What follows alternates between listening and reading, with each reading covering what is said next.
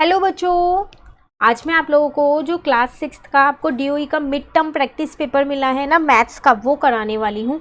इसका section B हम कर चुके हैं और आज हम हिंदी मीडियम में इस पेपर को सॉल्व करेंगे। तो ये सेशन 2022 के लिए 22 टू 23 के लिए बहुत इंपॉर्टेंट पेपर है। इसे पूरा ज़रूर करके जाइएगा एग्ज़ाम देने से पहले, ठीक है। चलिए आज सेक्शन सी अपना कंप्लीट करते हैं हम। तो यहाँ से शुरू है हमारा सेक्शन सी। क्वेश्चन 10 टू 14 जो है वो 2 मार्क्स के। देखो आपसे क्या कह रहा है, अंक 9 को सदैव सैकड़े के स्थान पर रखते हुए किन्हीं 4 अंकों का प्रयोग करके 4 अंकों की सबसे बड़ी और सबसे छोटी संख्या बनाइए।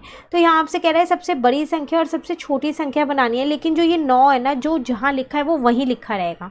तो 9 सबसे बड़ा होता है, वो तो पहले से ही लिखा है। उससे पहले अब फिर यहाँ 8 आ जाएगा, 8 से पहले यहाँ 7, यहाँ 6, क्योंकि अलग अलग संख्याएं लेनी है, ठीक है। ऐसी अब यहाँ 9 है, छोटी संख्या बनानी है। तो सबसे छोटी तो 0 होती है ना, पर 0 लिख नहीं सकते तो 1 लिखेंगे यहाँ, फिर 0 लिख देंगे, फिर 2 लिख देंगे। क्लियर। इसके साथ साथ एक और आपके पास क्वेश्चन दे रखा है, कह रहा है 0, 4 और 9 में से किसी एक संख्या को 2 बार प्रयोग करके 4 अंकों की सबसे बड़ी और सबसे छोटी संख्याएं बनाएं। प्रातः संख्या को शब्दों में भी लिखें। आपको क्या करना है, 0, 4 और 9 इन 3 अंक दे रखे हैं। किसी भी एक अंक को आप 2 बार लिख सकते हो और उससे आपको क्या करना है, छोटी और बड़ी संख्या बनानी है। अब बनाने के बाद उसको शब्दों में लिखना है। तो देखो यहाँ पर अगर हम देखें तो सबसे बड़ी संख्या तो हमारी ये बन जाएगी ना, जो सबसे बड़ी बनानी होना है तो बड़ी संख्या को 2 बार लिखो, ठीक है। तो 9940। और जब सबसे छोटी संख्या बनानी हो तो छोटी संख्या को 2 बार लिखो, क्योंकि वो कह रहा है ना किसी एक संख्या को आप 2 बार लिख सकते हैं, तो ऐसे 2 बार लिखना है आपको, ठीक है। अब देखो इसको आपको शब्दों में लिखना था, तो ये क्या हो जाएगा 9940 और ये क्या हो जाएगा 4009। क्लियर। चलिए अब उसके बाद यहाँ पर आपसे क्या कह रहा है नेक्स्ट क्वेश्चन में, उपयुक्त स्थानों पर अल्पविराम लगाइए और निम्न संख्या नामों का भारतीय संख्याकन पद्धति में लिखिए। तो आपको क्या करना है, ये 2 संख्याएं ये दे रखी हैं, इनमें पहले कॉमा लगाना है, ठीक है, और उसके बाद इनका क्या करना है, नाम लिखना है। तो आपको पता है ना कॉमा कैसे लगाते हैं, 3 पीछे से पहले 3 संख्या छोड़ते हैं, 3 अंक छोड़ते हैं, फिर 2 अंक छोड़ के, फिर 2 अंक छोड़ के, है ना। ऐसे इसमें पहले पीछे से 3 अंक छोड़ेंगे, फिर 2 अंक छोड़ दिए, फिर 2 अंक छोड़ दिए, तो कॉमा तो लग गया। अब इन्हें शब्दों में लिखना है, तो शब्दों में हम यहाँ कैसे लिखेंगे, ये लिखा आपके पास शब्दों में 85,46,283। और दूसरे वाला क्या है, 9,99,86,। ठीक है। तो पहले आपको यहाँ पर क्या करना था, कॉमा लगाना था और उसके बाद इनको लिखना था। क्लियर है। चलिए नेक्स्ट क्वेश्चन में क्या कह रहा है, मान ज्ञात कीजिए। आपको इसका मान निकालना है। देखो ये 49 ऐसे ही रहने दो, ये दोनों माइनस मिलके प्लस हो जाएगा, फिर 40 ऐसे ही रहेगा, ये दोनों माइनस मिलके प्लस हो जाएगा, फिर 3 ऐसे ही रहेगा और प्लस 69 ऐसे ही रहेगा। बस अब तो कुछ नहीं करना, आप तो सबको प्लस कर देना है। जैसे ही प्लस करोगे आपका आंसर आ जाएगा। तो अगर आप 49 में 40 प्लस करोगे 89, 89 में 3 प्लस करोगे 92, 92 में 69 प्लस करोगे 161 आपका आंसर। क्लियर। इसके साथ भी एक और क्वेश्चन है, कह रहे हैं संख्या रेखा पर -4 और +8 को निरूपित कीजिए। संख्या रेखा बनानी है तो यहाँ बना लेते हैं संख्या रेखा। एक ही संख्या रेखा पर दोनों को दिखा देते हैं। तो 0, 1, 2, 3, 4, 5, 6, 7, 8 तो ये रहा। अब -4 तो -1, -2, -3, -4 ये रहा, ठीक है। चलिए नेक्स्ट कह रहा है निम्न संख्याओं के लिए रोमन संख्यक लिखिए, मतलब रोमन में लिखना है आपको। 35 मतलब 10, 20, 30, 35। 92 तो पहले 90 लिखना पड़ेगा, वो होता है XC, फिर 2 लिखना पड़ेगा। क्लियर। नेक्स्ट क्वेश्चन 14 में आपको एक आकृति दे रखी है और कह रहा है, क्या कह रहा है, बिंदुएं लिखनी है। जो कोण है DOF के अभ्यंतर में जो है, अब DOF है कौन सा, ये रहा DOF, मतलब इसके अंदर जो बिंदु है, 3 बिंदु दिख रही है मुझे, कौन कौन सी, एक E दिख रहा है मुझे, एक B दिख रहा है और एक A दिख रहा है, तीनों ही लिख दी मैंने। उसके बाद नीचे क्या कह रहा है, कोण EOF, चलो EOF पहले बना देते हैं। यहाँ देखो ये, ठीक है, इसके वही भर मतलब बाहर का जो है वो लिखना है, इसके बाहर। तो इसके बाहर एक C दिख रही है मुझे, एक D दिख रही है मुझे और एक A दिख रहा है। Clear question 14। चलिए क्वेश्चन 15 और 16 3 अंक वाले क्वेश्चन है। यहाँ कह रहे हैं निम्न संख्याओं को आरोही क्रम में व्यवस्थित कीजिए, मतलब कि आरोही क्रम में छोटे से बड़ी संख्या लगानी है। तो पहले सबकी संख्या देखो, यहाँ भी 63 है, यहाँ भी 63 है, यहाँ भी 63 है, यहाँ 64 है, तो ये तो सबसे आखिरी में आएगी। अब इन तीनों में सबसे पहले कौन सी आएगी? अब तीसरा अंक देखो, यहाँ 9 है, यहाँ 9 है, यहाँ 4 है, तो 4 वाला आएगा पहले। अब 9 वाले 2 हैं, तो उसका अगला देखो, यहाँ 0 और यहाँ 4 है, तो 0 वाला आएगा। ठीक है, अब कौन सा आ जाएगा? 4 वाला। अब लास्ट में 64 वाला आ जाएगा। था ना आसान? ऐसे अगले में देखो, यहाँ 56 है, यहाँ 59 है, यहाँ 57 है, यहाँ 56 है, तो 56 वाला आएगा। पर 56 की दो संख्याएं, तो इसका तीसरा अंक देखो, यहाँ 7 है, यहाँ 8 है, तो 7 वाला पहले आएगा, फिर 8 वाला आएगा।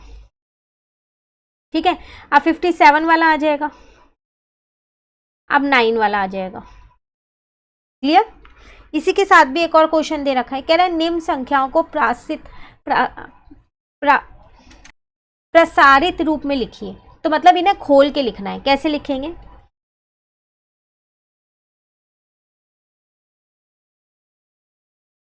तो देखो 5 इसके आगे कितने अंक हैं? 1 2 3 4 5 अंक हैं।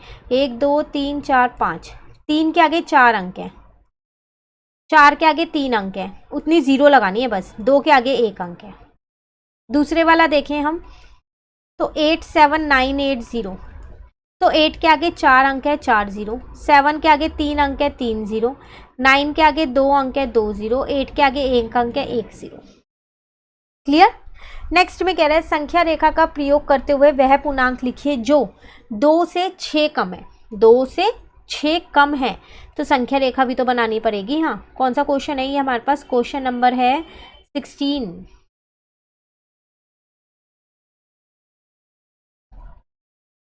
तो ये हो गया 0, यहाँ आ गया 1, यहाँ आ गया 2, यहाँ आ गया 3, यहाँ आ गया -1, यहाँ आ गया -2, यहाँ आ गया -3, यहाँ आ गया -4। अभी हम 2 पे हैं, 6 कम मतलब 6 पीछे जाओ, 1 2 3 4 5 6, हम आ गए -4 पे। तो 2 से 6 कम का उत्तर आएगा -4। ठीक है, दूसरे पार्ट में कह रहे हैं -5 से 6 अधिक है, मतलब अब हम -5 पे हैं। आप प्रॉपरली पेंसिल और स्केल से बनाना। 1 2 3, यहाँ -1 -2 -3 -4 -5, हम यहाँ हैं और हमें क्या करना है? 6 अधिक, मतलब आगे जाना है। 1 2 3 4 5 6, आंसर आ गया 1। तो -5 से 6 आगे जाना था, तो आंसर आ जाएगा आपके पास 1। तो संख्या रेखा भी बनानी है आपको। ठीक है, चलिए नेक्स्ट स्टेप 17 और 18 क्वेश्चन है, ये 4 अंक वाले हैं। तो यहाँ आपसे क्या कह रहा है इस क्वेश्चन में? चतुर्भुज काइट के लिए बताइए सम्मुख भुजाओं का एक युग्म। सम्मुख भुजाएं मतलब आमने सामने वाली भुजाएं, तो ये दोनों भुजाएं लिख दो, एक KI लिख दो और एक ET लिख दो। ठीक है, आसन भुजाओं का एक युग्म मतलब आसन भुजाएं जो एक के बाद एक होती हैं, तो एक KI लिख दो और एक IT लिख दो। ठीक है, एक के बाद एक वाली। आसन कोणों का, आसन कोण भी जो एक के बाद एक होते हैं, तो एक कोण K लिख दो और एक कोण I लिख दो। सम्मुख कोण का एक युग्म जो आमने सामने वाले कोण होते हैं उन्हें बोलते हैं, तो एक कोण K लिख दो और एक कोण T लिख दो। आसान क्वेश्चन था और 4 अंक का क्वेश्चन है ये। ठीक है, नेक्स्ट में कह रहा है एक व्यापारी के पास 78,952 रुपये थे। उसने 40 रेडियो खरीदने का ऑर्डर दिया तथा प्रत्येक रेडियो का मूल्य 1200 रुपये था। इस खरीदारी के बाद उसके पास कितनी धनराशि शेष रह गई? देखो एक व्यापारी है, उसके पास इतने पैसे हैं, उसमें से इसने क्या किया? 40 रेडियो खरीद लिए।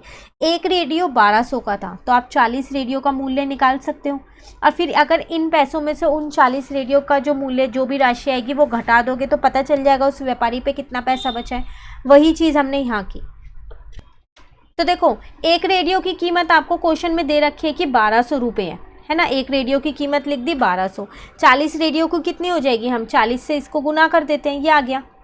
अब कुल रुपए उस व्यापारी पे थे इतने, अगर इसमें से मैं ये 48,000 माइनस कर दूंगी 40 रेडियो की कीमत, तो मेरे पास शेष धनराशि निकल के आ जाएगी। क्लियर?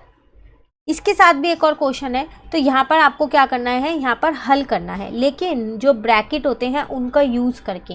तो अगर हम इसका पहला पार्ट देखें यहाँ, तो 17 इंटू में 109 है। आप क्या करो, इस 109 को 100 + 9 लिख दो।